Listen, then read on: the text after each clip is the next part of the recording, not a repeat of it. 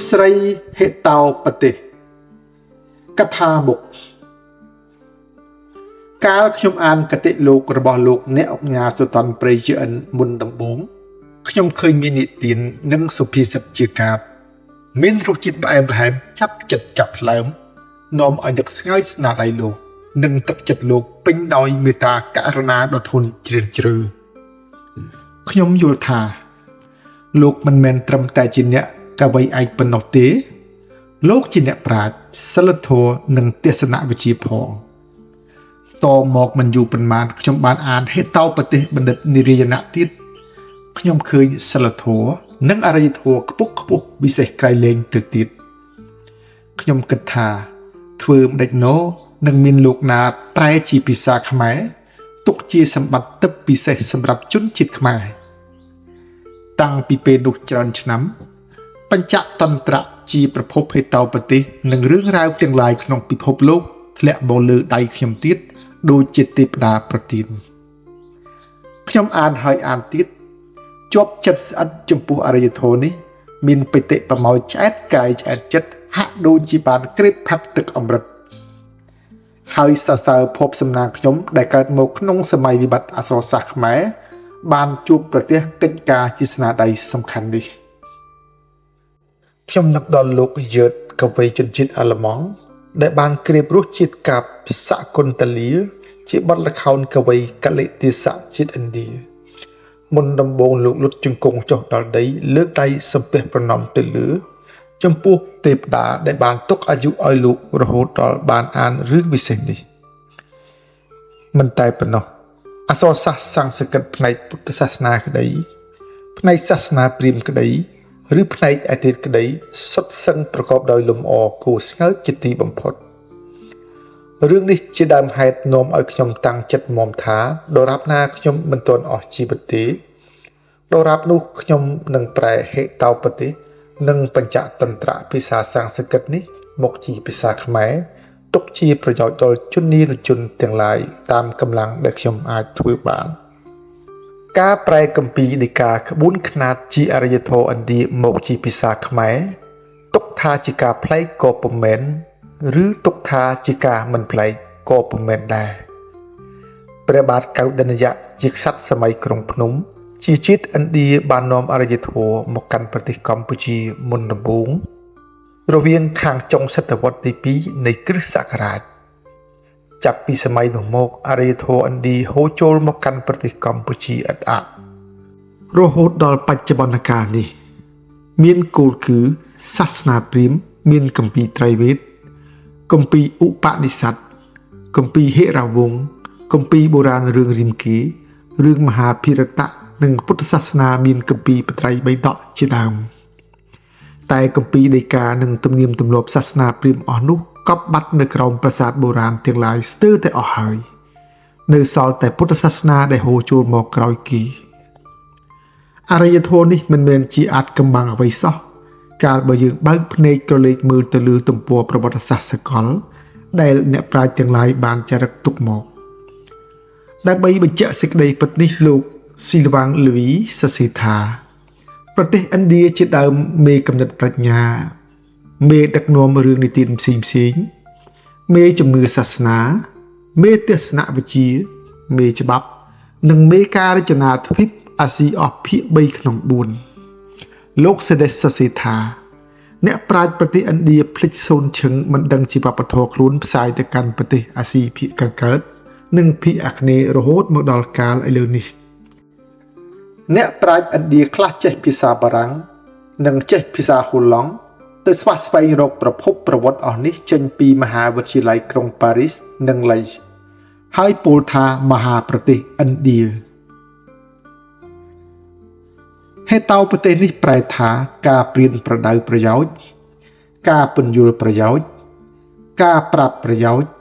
ឬការដឹកនាំជននានុជនឲ្យបានប្រយោជន៍នៅនីលោកីនេះពុំនោះថាពាក្យព្រៀនប្រដៅសិលធម៌ដល់ជននានុជនទាំងឡាយពុំនោះសោតនឹងហៅថាធម៌បំពេញមនុស្សភាពក៏សឹងបានជាគម្ពីរចាស់បុរាណមានអាយុរាប់ពាន់ឆ្នាំគេនិយមប្រែស្ទើរគ្រប់ភាសាក្នុងសកលលោក ទោះជាអាស៊ីឬអឺរ៉ុបគេទុកជាលោកនីតិឬគតិលោកមួយដ៏សំខាន់ហេតោប្រទេសជាភាសាសំស្ក្រឹតនេះមានលំអ4ប្រការគឺ1សេចក្តីជ្រាលជ្រៅទន់ផ្អែម2ប្រើពាក្យពេចន៍លេបខាយល្អស្រស់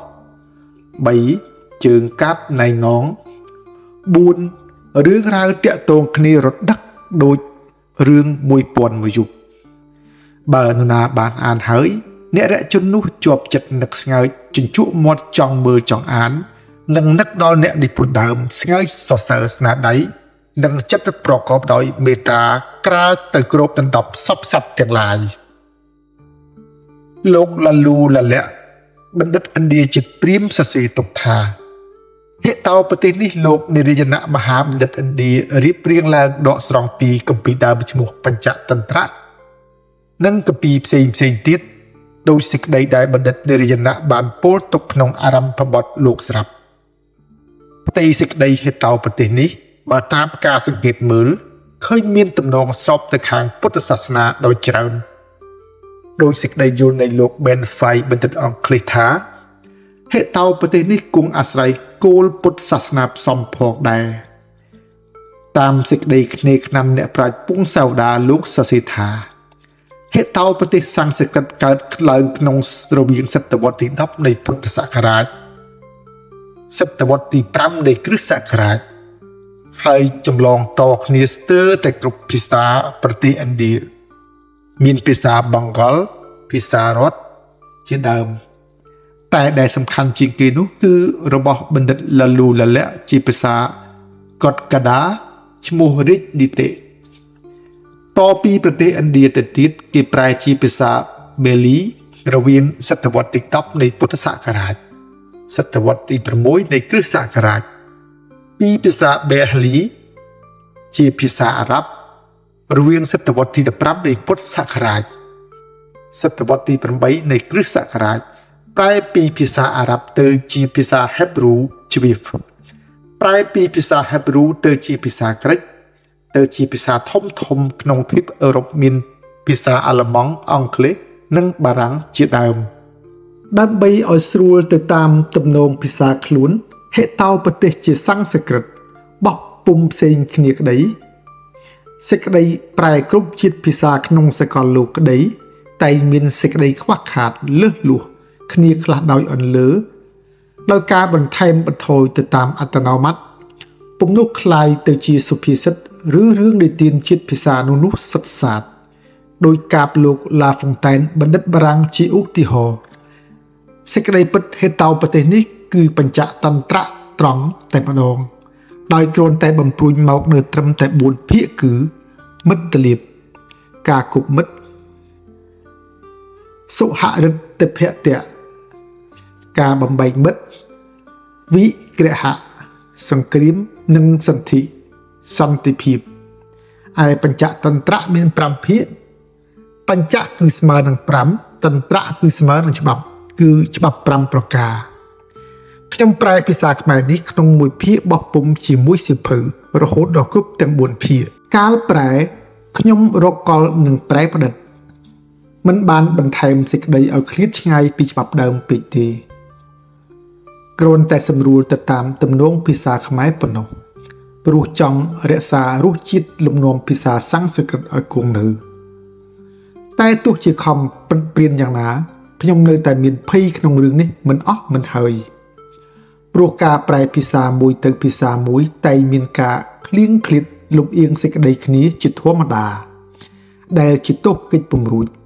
ណាមួយវិជាអក្សរសាស្ត្រខ្មែររបស់ខ្ញុំនៅទុនខ្ចីពេកមិនអាចឈៀងចាប់សំនួនវោហាពាក្យមួយម៉ាត់នៃអក្សរសាស្ត្រសំស្ក្រឹតយកមកប្រែជាពាក្យខ្មែរឲ្យច្បាស់លាស់ដោយសេចក្តីដើមបានសូម្បីខ្ញុំខំប្រឹងប្រែងកុំឲ្យមានការភ្លៀងភ្លាត់ការប្រែនេះនៅតែមានការខុសឆ្គងតក់សេចក្តីឬទោះអ្វីមួយដែលហួសកម្លាំងសតិបញ្ញា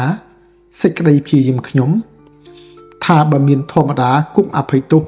ឲ្យប្រជាជនជាអ្នកប្រាជ្ញភាសាសំស្ក្រឹតអនាគតនិងសភាជាអ្នកទទួលត្រង់រងនៅគេមរតកគឺការភ្លៀងភ្លាត់ខុសរបស់ខ្ញុំ ក្នុងការប្រែច្បាប់នេះហើយនឹងកែសម្រួលឲ្យបានត្រឹមត្រូវល្អឡើងទុកជាហេតានុហិតដល់បងប្អូនរួមជាតិតទៅសេចក្តីប្រែនេះ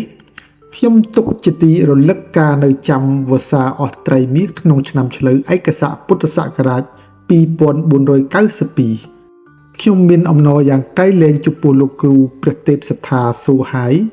ក្រុមជំនុំព្រះត្រៃបិដក